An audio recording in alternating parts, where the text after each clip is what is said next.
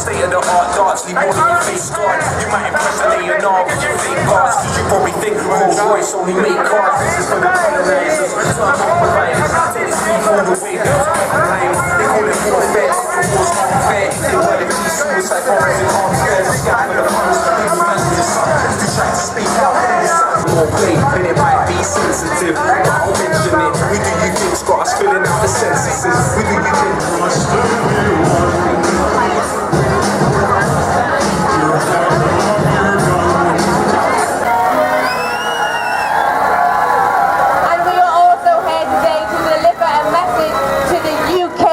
Who is profiting from and sustaining Israel's apartheid regime.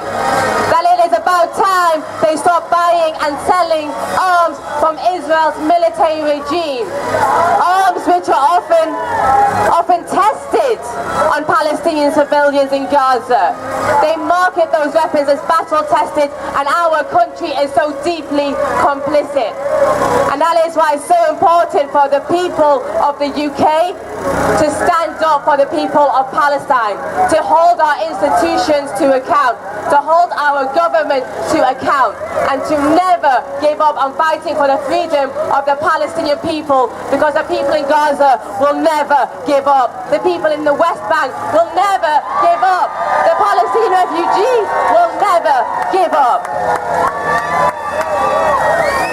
So join us in our campaign for freedom, justice and equality for the Palestinian people. And join us in supporting the call for boycott, divestment and sanctions of Israel until the Palestinian people enjoy the same rights and freedoms that we all get to enjoy here today. Free, free! Free, free! And now we have our first speaker. Please give it up for Glenn Secker from Jews for Justice, who's an avid supporter of Palestinian human rights, was the captain of the boat to Gaza to break the siege. Thank you. And Netanyahu, who is perpetuating the crimes against humanity that is the siege of Gaza, recently classified by the United Nations as actionable through the International Criminal Court. This blockade is calculated, it is meticulous, planned, conscious escalation of a genocidal process. One day it will be prosecuted for war crimes.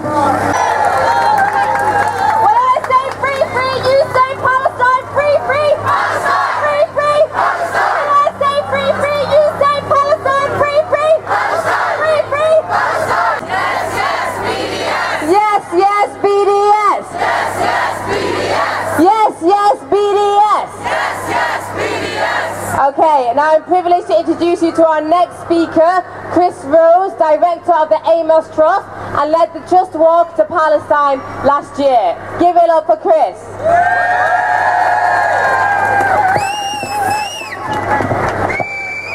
I don't know what you call 190 people murdered, but I call it murder.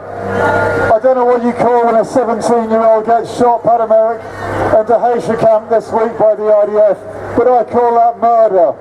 When our government refuses to call it murder, we have to say to them, you've got to do something. We cannot let this go. 7,000 people shot by live ammunition, so many in their legs. I was in Gaza back in October, and I'm visiting a hospital there which we support, and there's young boys there walking in with dressings. They can't get the full treatment because there's not enough drugs, there's not enough dressings, and they can't afford it at most places. So children are having amputations who don't even need them because they're getting infections.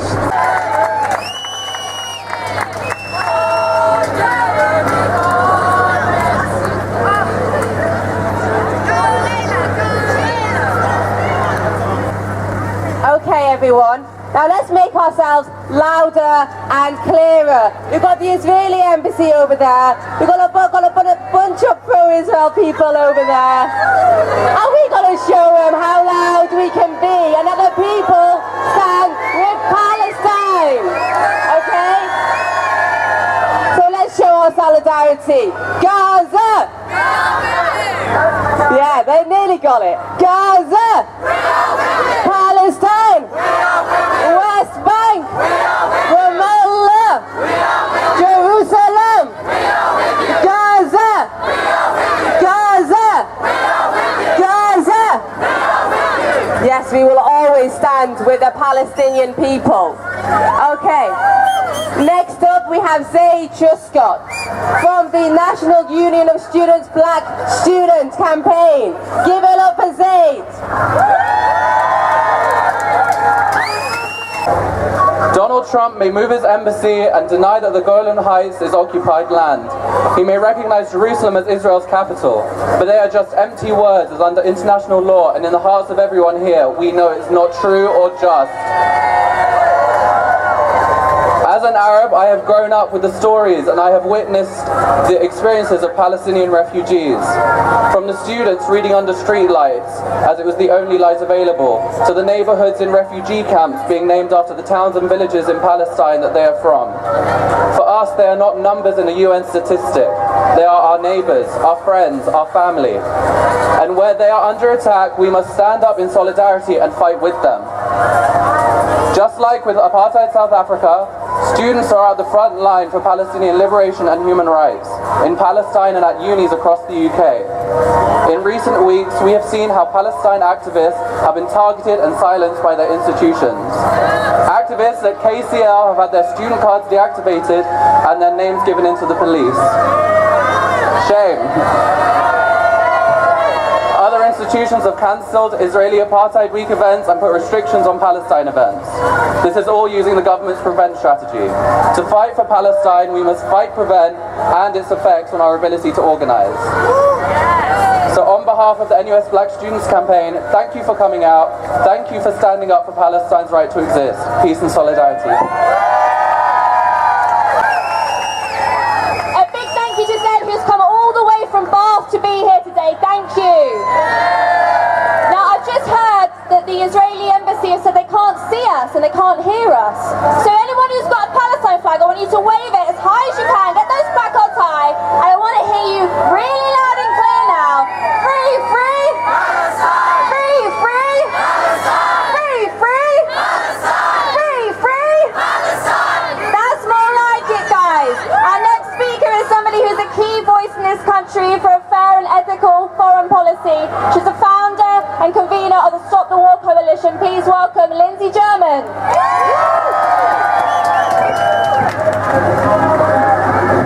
Thanks very much, Shelley, and I'd like to bring greetings from the Stop the War Coalition. I'd also like to send solidarity with the people of Gaza who are marching today, 1 year on, for the Great March of Return. Our thoughts are with you, our spirit is with you, and we will do everything that we can to support you. It is an absolute disgrace what the Israeli army is doing week after week to the people of Gaza. They have been attacked by the United Nations and accused of potential war crimes because they use live ammunition against civilians. This is what they've been doing over the last year. 200 dead, 6,000 injured, deliberately wounded so they can't walk, so their limbs are injured. It is absolutely barbaric treatment, and it is a war crime, and it should be condemned internationally by everybody who cares about justice. But there's more than just Israel that we need to condemn.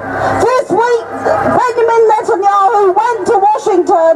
He bombed Gaza again this week, but he went to Washington doing another deal with Donald Trump. Now Trump is saying he will recognise the Golan Heights as under Israeli control. These are occupied territories which do not belong to Israel, and this is completely illegal under international law. But of course it isn't just about the Golan Heights, it's also about they want to annex large sections of the West Bank so that is directly under Israeli control as well, just as they're doing with Jerusalem. And our government is also complicit in this. Our government does nothing to stop the settlements, the illegal settlements in the West Bank. It does nothing to help the people of Gaza. And in fact, Jeremy Hunt, our Foreign Secretary, last week said they would no longer vote for resolutions condemning Israel's human rights record at the United Nations. This is a complete gift to the Israeli settlers.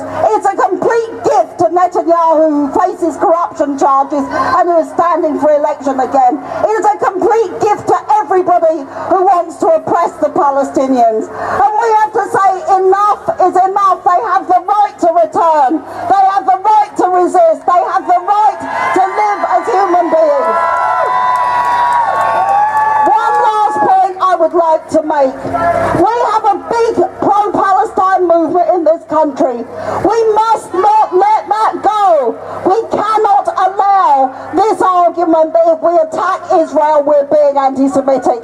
We cannot allow that argument to take hold. I am totally against anti-Semitism, but I am totally against what Israel is doing to the Palestinians. And I will stand with the Palestinians. And all of us here today, we have to go home, get 10 people, every single one of us get 10 people who will come on the demonstration on the 11th of May. That demonstration is the anniversary of the Nakba. Let's show the Palestine movement in this country is big, is growing, and we will keep solidarity with the Palestinians as long as they need it. Thank you very much. Okay, it is the mother of Tom Herndl. Tom Herndl, who was killed by the Israeli army whilst trying to save children in Gaza. He was a true hero, and she is a true hero who continues to stand up for Palestinian human rights today. So let's give it up for Jocelyn Herndl.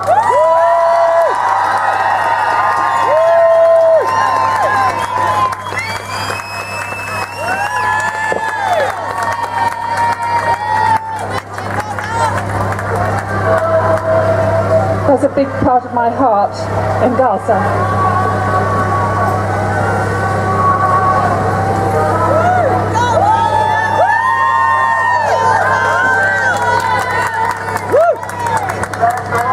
The Great March of Return is about 1 million Palestinians putting their lives on the line to get the world's attention after they have been ignored for decade after decade since the Balfour Declaration.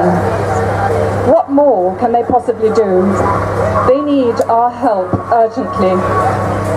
If only more people could imagine what it takes to join that march and face the unaccountable IDF, the absurdly self-named most moral army in the world, that only knows how to speak at the point of a gun.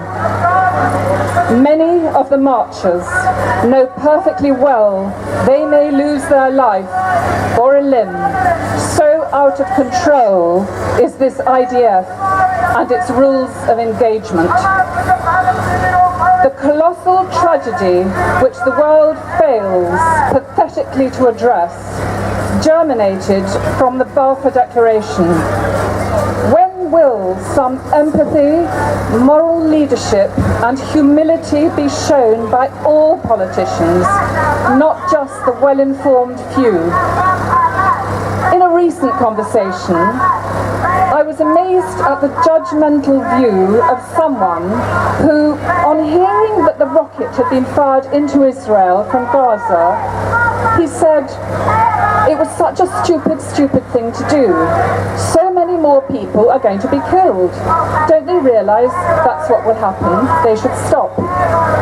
I was amazed, knowing that that comes from a place of ignorance about the daily details and iniquity of Palestinian people. He's far from being alone in holding this view. It really comes from a failure to really understand the history, the utter deafness of politicians at Palestinians' pleas. How does one respond to the lack of empathy that ignores the sheer depth of desperation that leads to ineffectual bombs from Gaza being aimed into Israel? It's a measure of Palestinians' desperation because they know more than anybody what the repercussions will be. The question we should be asking is what it takes for Palestinians to risk their lives in order to make the future better for their children and to end occupation. We must hear their voices and carry on hammering at the doors, on and on, doors of our politicians, and remind them that they depend on our votes. A last point. As Don McIntyre said, a former independent journalist in Jerusalem, as journalists can't get into Gaza, Gazans are dependent on social media and blogging. It's vital that we read, that we take the trouble to find out who those bloggers are. They are fluent English speakers and they've done really well. Thank you.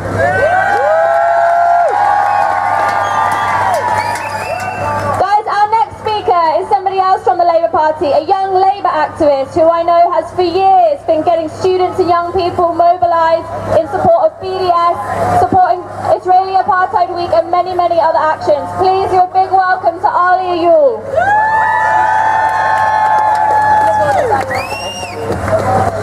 Brothers and sisters, comrades, it is an honour to be standing with you here today. Today we send our voices across the world to Palestinians everywhere.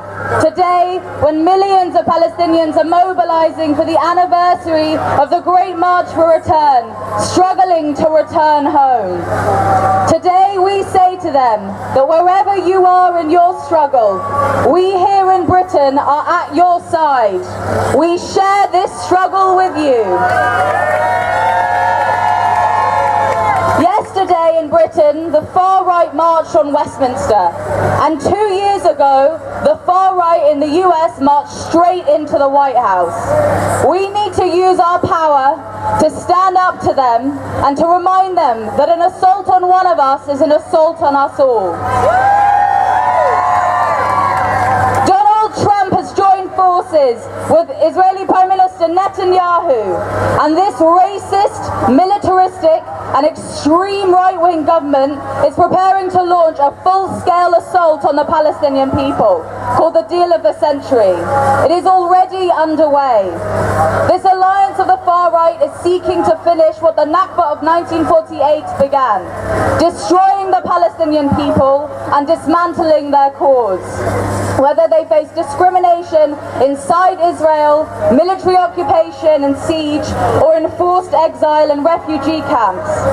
But comrades, if they think they can stop the Palestinians in their struggle for liberation, they are so wrong. They have once again underestimated a valiant people who have stood steadfast in defense of its humanity for more than a century, and whose struggle inspires the whole world. And comrades, they have underestimated us, because as long as we will refuse to back down as long as this injustice continues. From Yemen to Kashmir, from Venezuela to Bangladesh, from Sudan to Algeria, all those struggling for justice across the world have the cause of Palestine at their hearts. Where tyranny, colonialism and imperialism is fought, Palestine can be found. Palestinians have long led the struggle against apartheid and against colonialism, and against the forcible expulsion from their lands and their homes. And we here in the UK draw courage, hope and strength from them. Comrades, our internationalism demands that the voices of all Palestinians are heard loud and clear the world over. Their voice is our voice is theirs. Together we will raise our voices against, in struggle for liberation, against capitalism, against colonialism and against imperialism. None of us can be free whilst any remains unfree. Viva, viva Palestina! Viva, viva Palestina!